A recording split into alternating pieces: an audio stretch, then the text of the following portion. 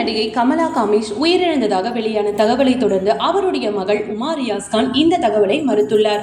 மேலும் தன்னுடைய வீட்டில் நிகழ்ந்த மற்றொரு துக்க நிகழ்வு குறித்து தகவலை வெளியிட்டுள்ளார். இந்த நிலையில இசையமைப்பாளர் காமேஷின் மனைவிதான் கமலா.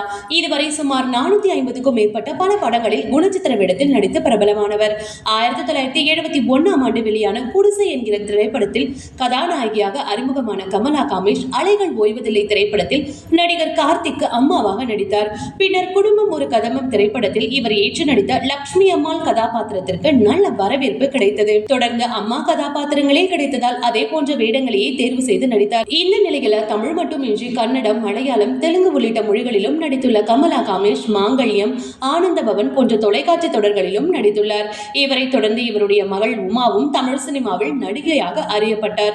அன்புள்ள ரஜினிகாந்த் திரைப்படத்தில் குழந்தை நட்சத்திரமாக நடித்த உமா பின்னர் அன்பே சிவம், கனவு மெய்ப்பட வேண்டும், மௌனகுரு போன்ற பல படங்களில் நடித்துள்ளார். இந்த நிலையில தற்போது சன் டிவியில் ஒளிபரப்பாகி வரும் கயல் தொடரில் நடித்து வருகிறார். விஜய் டிவியில் ஒளிபரப்பாகும் குக் வித் கோமாளி போன்ற பல ரியாலிட்டி நிகழ்ச்சிகளிலும் கலந்து கொண்டு கலக்கினார்.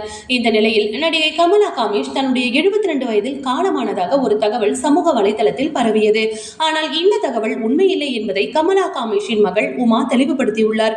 அதே நேரம் இறந்தது தன்னுடைய அம்மா இல்லை என்றும், ரியாஸ் கானின் அம்மா தன்னுடைய மாமியார் ரஷிதா பானு தான் இறந்து விட்டதாகவும், சில வருடங்களாகவே உடல்நல பிரச்சனைகளால் அவதிப்பட்டு வந்தாராம்.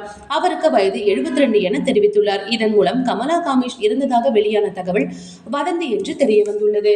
இது போன்ற சினிமா மற்றும் சீரியல் தொடர்பான செய்திகளை காண சினி டைம்ஸ் சேனலை மறக்காம சப்ஸ்கிரைப் பண்ணுங்க.